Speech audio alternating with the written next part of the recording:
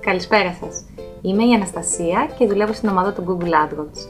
Σήμερα θα ήθελα να μοιραστώ μαζί σας ένα βίντεο σχετικά με τους τρόπους στόχευσης στο δίκτυο εμφάνισης. Το δίκτυο εμφάνισης είναι μια ομάδα ιστότοπων, εφαρμογών και βίντεο, στις οποίες μπορείτε να προβάλλετε τις διαφημίσεις σας. Καθώς οι χρήστες περνάνε το συντριπτικά μεγαλύτερο μέρος του χρόνου τους σερφάροντας σε ιστοσελίδες παρά στην αναζήτηση, είναι απαραίτητη η παρουσία της επιχείρησής σας και εκεί. Μπορούμε να χωρίσουμε τη στόχευση στο δίκτυο εμφάνισης ανάλογα με το πού είναι τώρα οι δυνητικοί μας πελάτες και με το ποια ήταν η συμπεριφορά τους στο παρελθόν. Στην πρώτη κατηγορία έχουμε τη στόχευση με βάση τα συμφραζόμενα, που αντιστοιχίζει διαφημίσεις σας με συναφείς ιστοσελίδες στο δίκτυο εμφάνισης, χρησιμοποιώντας μεταξύ άλλων τις λέξεις κλειδιά ή τα θέματά σας. Στη δεύτερη κατηγορία μπορείτε να κάνετε στόχευση με βάση τη συμπεριφορά των χρηστών στο παρελθόν, με βάση τα ενδιαφέροντα του χρήστη, τις ιστοσελίδες που έχει επισκεφτεί και τις αναζητήσεις που έχει κάνει. Πάμε να δούμε πιο αναλυτικά πώς γίνεται η στόχευση με βάση τις λέξεις κλειδιά. Έχοντας επιλέξει την ομάδα διαφημίσεων που θέλουμε, σε αυτό το παράδειγμα φαίνεται ως εικόνες, κάνουμε κλικ στην καρτέλα δίκτυο εμφάνισης που εμφανίζεται τελευταία και μετά επιλέγουμε λέξεις κλειδιά προβολής και πατάμε «Συνστόχευση». Όταν έχουμε στόχευση με λέξεις κλειδιά, η διαφήμισή σας θα εμφανίζεται σε μία ιστοσελίδα όταν η λέξη κλειδί σας αντιστοιχεί στις έννοιες ή στο κεντρικό θέμα μιας ιστοσελίδας. Ένας δεύτερος τρόπος στόχευσης είναι η στόχευση με θέματα. Πώς λειτουργεί?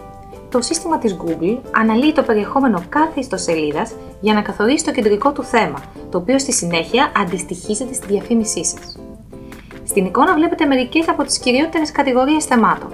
Για παράδειγμα, αν η επιχείρησή σας είναι εκπρόσωπος μιας βιομηχανίας αυτοκινήτων και θέλετε να στοχεύσετε ιστοσελίδες με συγκρίσεις αυτοκινήτων, μπορείτε να επιλέξετε το θέμα «Αυτοκίνητα και οχήματα» και μετά «Αγορά οχήματος» και «Προδιαγραφές, αξιολογήσεις και συγκρίσεις οχημάτων». Βεβαίως, αν εσείς έχετε υπόψη σας κάποιες συγκεκριμένες ιστοσελίδες στις οποίες θέλετε να εμφανίζεστε, μπορείτε να στοχεύσετε μόνο αυτές. Ο ιδανικός τρόπος χρήσης αυτής της στόχευσης είναι σε συνδυασμό με ενδιαφέροντα ή και θέματα. Τα ενδιαφέροντα του χρήστη καθορίζονται με βάση την προηγούμενη συμπεριφορά του στο διαδίκτυο. Ανάλογα με τις σελίδες που έχουν επισκεφτεί ή τις αναζητήσεις τους, μπορούν να καθοριστούν τα ενδιαφέροντά τους ή κάποια δημογραφικά τους χαρακτηριστικά, όπως το φύλο, η ηλικία ή η οικογενειακή κατάσταση.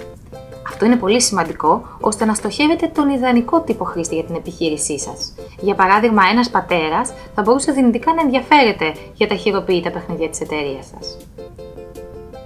Τέλος, το επαναληπτικό marketing στοχεύει άτομα που ήδη έχουν επισκεφτεί τον ιστότοπό σας και αυξάνει την πιθανότητα μιας αγοράς.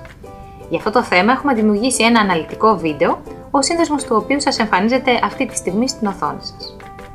Φροντίστε λοιπόν να εκμεταλλευτείτε όλες τις δυνατότητες στόχευσης που σας δίνει το δίκτυο εμφάνισης, επιλέγοντας αυτές που καλύτερα ταιριάζουν στην επιχείρησή σας. Συνδέσμους με αναλυτικές πληροφορίες για όλα όσα συζητήσαμε θα βρείτε κάτω από αυτό το βίντεο. Επίσης, μην ξεχνάτε να ακολουθείτε το κανάλι μας στο YouTube, την ιστοσελίδα μας στο Google+, καθώς και το Facebook. Σας ευχαριστούμε πολύ για την προσοχή σας.